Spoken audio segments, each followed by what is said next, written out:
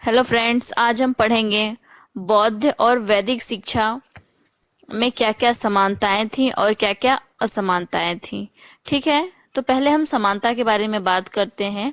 ठीक है, तो डॉक्टर एएस अम्बेडकर के शब्दों में जहां तक सामान्य शैक्षिक सिद्धांत या प्रयोग की बात है, हिंदू और बौद्ध में कोई मुख्य अंतर नहीं था। दोनों प्रणालियों में समान आदर्श थे और दोनों समान विधियों का अनुसरण करती थी। वस्तुत वैदिक शिक्षा का अनुकरण करके ही बौद्ध शिक्षा का संगठन किया गया था। अतः दोनों प्रणालियों में समानताएं होना कोई आश्चर्य की बात नहीं है। तो वो समानताएं क्या क्या थी, आइए हम उसके बारे में एक एक करके जानते हैं। तुम्हारा पहला है, दोनों प्रणालियों में शिक्षा बाह्य नियंत्रण से मुक्त थी। ठीक है, उसमें जो है कि गुरु का ही नियंत्रण होता था, किसी प्रकार का कोई बाह्य हस्तक्षेप नहीं होता था, जैसे राज्य सरकार, केंद्र सरकार, इस तरह का कोई भी हस्तक्षेप नहीं था। दूसरा है, दोनों प्रणालियों में शिक्षण विधि मुख्यतः मौखिक थी। ठीक है, शिक्षण विधि मौखिक थी। मौखिक कहने का मतलब कि उसमें ब्लैक बोर्ड या लिखने के लिए कॉपी का यूज नहीं किया जाता था। उसमें जो शिक्षा का जो विधि था वो मौखिक था।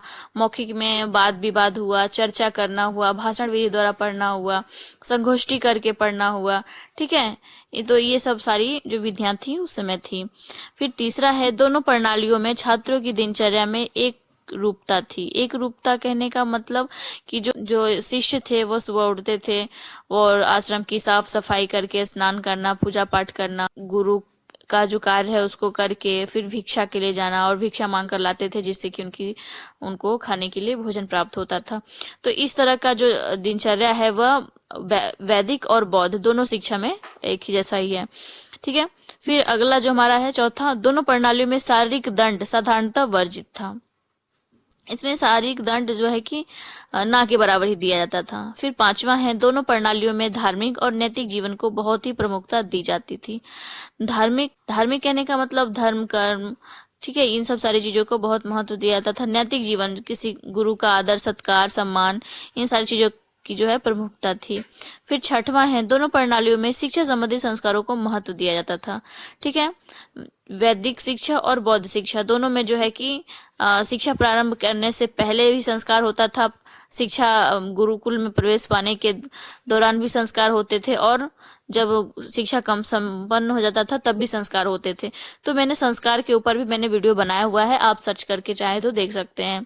ठीक है, फिर अगला हमारा जो है 7वें नंबर पे, वह है, दोनों प्रणालियों में शिक्षा, भोजन और निवास की जो सुविधा थी वह निःशुल्क थी। ठीक है, उसमें किसी प्रकार का शुल्क नहीं लिया जाता था। फिर 8वें नंबर पर है, दोनों प्रणालियों में गुरु शिष्य संबंध पवित्र, स्नेहपूर्ण और आध्यात्मिक थे। ठीक है, फिर 9वें नंबर पर है, दोनों प्रणालियों में छात्रों को अपने भोजन के लिए भिक्षा मांगने बाहर जाना पड़ता था, ये तो हमने बताया ही है। फिर 10वें नंबर पर है, दोनों प्रणालियों में शिक्षा आरंभ करने की आयु और अध्ययन की अवधि निर्धारित रहती थी। ये नहीं है कि किसी भी उम्र का बालक जो है कि गुरुकुल में प्रवेश पा ले या मठ में प्रवेश पा ले, ऐसा नहीं, उसके लिए जो है कि आयु निर्धारित की जाती थी। फिर 11वें नंबर पर है, दोनों प्रणालियों में सदाचार, सरल जीवन और उच्च विचार पर बल दिया जाता था।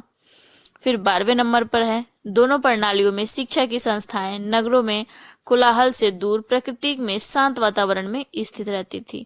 ठीक है, तो गुरुकुल हो गया, मठ हो गया, तो ये सब गांव और शहर से दूर होते थे, मतलब जंगल वनों में होते थे, जहाँ पे शांत वातावरण, केवल प्रकृति का ही माहौल होता था। तो इस जगह जो है कि मठ या गुरुकुल का निर्माण कराया जाता था। तो ये है हमारी समानताएं, बौद्ध शिक्षा और वैदिक शिक्षा की समानताएं।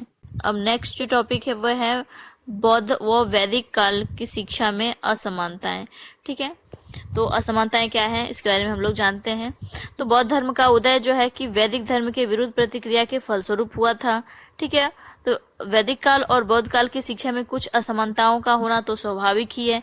तो वो असमानताएं क्या हैं, आइए हम इसके बारे में जानते हैं। तुम्हारा पहला है, वैदिक काल में जो है कि सार्वजनिक शिक्षा की व्यवस्था नहीं थी, लेकिन इसके विपरीत बौद्ध काल में इस शिक्षा की व्यवस्थाएं थी। वैदिक शिक्षा हर जगह नहीं दी जाती थी ना, और जो बौद्ध शिक्षा थी वे उसकी व्यवस्थाएं हर जगह थी। और दूसरा है, वैदिक काल की शिक्षा का माध्यम संस्कृत था, संस्कृत के माध्यम से वैदिक काल की शिक्षाएं दी जाती थी। लेकिन इसके विपरीत जो बौद्ध काल की शिक्षा थी उसका माध्यम लोक भाषा था, वो जन सामान्य की भाषाओं के द्वारा जो है कि शिक्षा को देते थे। फिर तीसरा है, वैदिक काल में सामान्य विद्यालयों का प्रचलन नहीं था, किसी प्रकार का सामान्य विद्यालय नहीं था।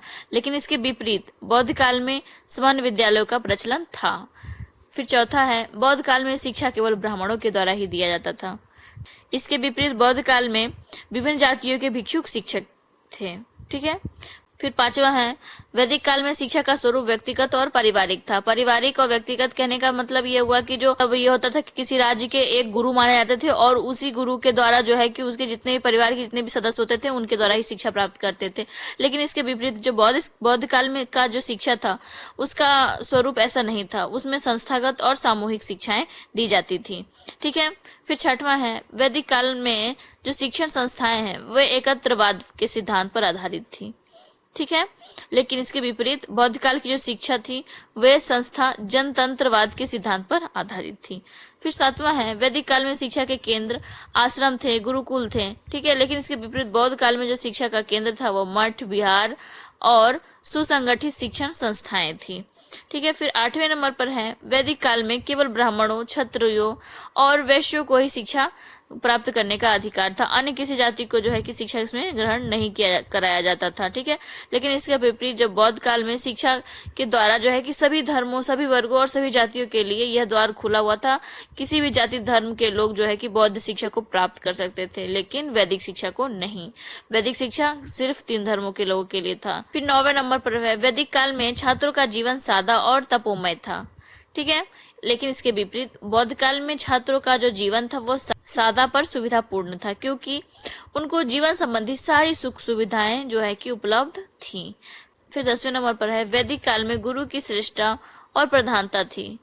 इसके विपरीत बौद्ध काल में गुरु का महत्व कम हो गया था, क्योंकि भिक्षु के रूप में मठ में प्रवेश करने के बाद छात्र पूर्ण स्वतंत्र और जीवन संबंधी अन्य अधिकारों का उपभोग स्वयं करने लगते था।